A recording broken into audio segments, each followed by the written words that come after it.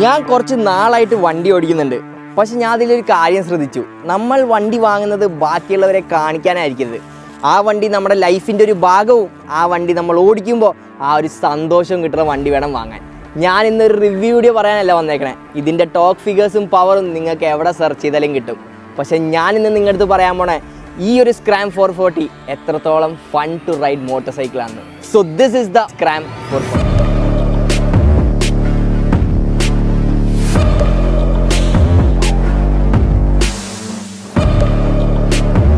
ആദ്യം തന്നെ വണ്ടി ഓടിക്കുന്നതിന് മുന്നേ നമ്മൾ സിറ്റിയിലായാലും ട്രാഫിക്കിൽ ഓടിക്കുന്നതിന് മുന്നേ ആദ്യം നമ്മൾ വണ്ടിമേ കയറി ഇരുന്ന് ഫീൽ ചെയ്യണം. ഇന്ന് നോക്കിയേ, പ്ലാന്റഡ് ഫുഡ്. ഈ ഒരു പ്ലാന്റഡ് ഫുഡും ഈ ഒരു സ്റ്റാൻഡ്സ് മതി നമുക്ക് കോൺഫിഡൻസ് കിട്ടാൻ. ആൻഡ് നമ്മുടെ മുഖത്ത് ആരും അറിയാണ്ട് ആ ഒരു ചിരി കൊണ്ടുവരാൻ. എന്നിട്ട് ഫസ്റ്റ് ഗിയറിലിട്ട് ഒരു തിരി. ട്രെയിൽസ് അല്ല, മൗണ്ടൻ റോഡ്സ് അല്ല, നമ്മുടെ സിറ്റി ട്രാഫിക്കിലെ സിറ്റി റോഡ്സ് ആണ് ഈ വണ്ടിയുടെ കേപ്പബിലിറ്റി നിങ്ങൾ അറിയാൻ പോണത്.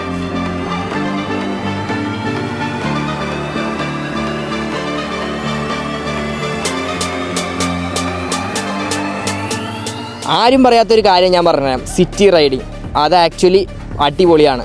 ട്രാഫിക് കാരണമല്ല, ട്രാഫിക് ഉള്ളതുകൊണ്ടാണ്. അങ്ങനെ കാണുമ്പോൾ നിങ്ങൾ സിറ്റി റൈഡിങ് വേറെ രീതിയിലായിരിക്കും കാണുന്നത്.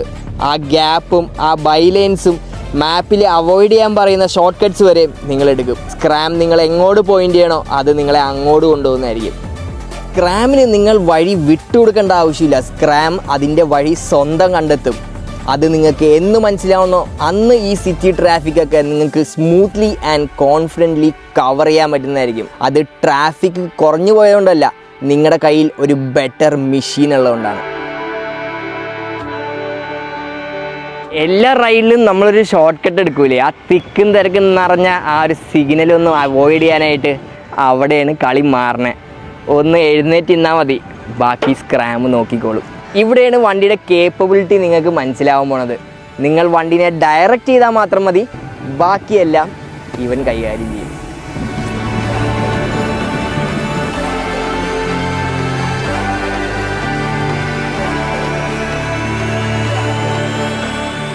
ഞാനിതൊട്ടും എക്സ്പെക്റ്റ് ചെയ്തില്ല.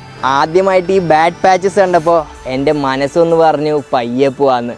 പക്ഷെ സ്ക്രാം പറഞ്ഞു ഒന്നും പേടിക്കണ്ട, നമുക്ക് പൊളിക്കാമെന്ന്. അപ്പോൾ മുതലാണ് ഞാൻ സ്ക്രാം 440നെ ഫുള്ളായിട്ട് ട്രസ്റ്റ് ചെയ്ത് വണ്ടി ഓടിച്ചു തുടങ്ങിയത്. അത് കഴിഞ്ഞ പിന്നെ ബാഡ് റോഡ്സ് ഞാൻ ഒരിക്കലും അവോയ്ഡ് ചെയ്യാറില്ല, അത് തപ്പിപ്പോയിട്ടേ ഉള്ളൂ. കാര്യം ആർക്കാണ് കുറച്ച് അഡ്രിനാലിൻ റഷ് ഇഷ്ടമല്ലാത്തത്? ആദ്യം നിങ്ങൾക്കൊരു ഡൗട്ട് ഉണ്ടാവും, ഒരു ബ്രോക്കൺ റോഡോ ഒരു ഗ്രാവൽ റോഡോ അല്ലെങ്കിൽ ഒരു ഡേർട്ട് പാച്ചോ കാണുമ്പോഴത്തേക്കും. പക്ഷെ ഞാൻ പറയുവാണെങ്കിൽ നിങ്ങൾ ആ ഡൗട്ട് മാറ്റി വെച്ച് ഈ വണ്ടി അങ്ങോട്ടൊന്ന് ഇറക്കി നോക്കണം. അപ്പോഴേ നിങ്ങൾക്ക് ഈ വണ്ടിക്ക് ഇങ്ങനത്തെ ഒരു ക്യാരക്ടറും കൂടെ ഉണ്ടെന്ന് മനസ്സിലാവുള്ളൂ. ഇത് നിങ്ങളുടെ ഒരു ടെക്സ്റ്റ് സ്പെക് റിസർച്ചിനും പറഞ്ഞു തരാൻ പറ്റില്ല. ഇത് നിങ്ങൾ ഈ വണ്ടി ഓടിച്ച് തന്നെ ഫീൽ ചെയ്യണം.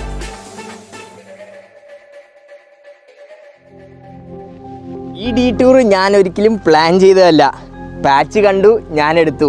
പിന്നെ ആലോചിച്ചു എന്തുകൊണ്ട് ഞാനിത് നേരത്തെ ഇതിൽ ചെയ്തില്ല എന്ന്. നിങ്ങൾക്ക് ഒരു പ്ലാൻ വേണ്ട, ഒരു ട്രെയിലും വേണ്ട. ഇങ്ങനത്തെ ചെറിയ ചെറിയ ബ്രോക്കൺ പാച്ചസ് നിങ്ങൾ അവോയ്ഡ് ചെയ്യാണ്ടിരുന്നാൽ മതി. ബാക്കി കാര്യം സ്ക്രാം കാണിച്ചു തരും.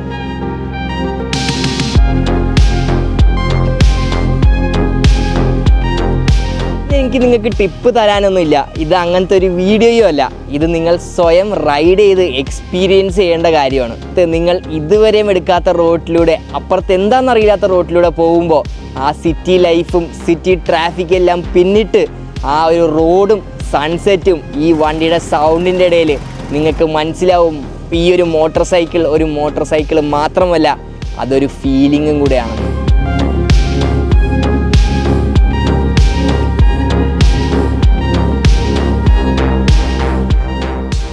ചില വണ്ടികൾ ഓടിക്കുമ്പോൾ നിങ്ങൾ എങ്ങോട്ട് പോകുന്നു എന്നാണ് പ്രാധാന്യം. പക്ഷേ ഇത് ഓടിക്കുമ്പോൾ പോണ വഴി എന്തൊക്കെ സംഭവിക്കുന്നു എന്നാണ് പ്രാധാന്യം.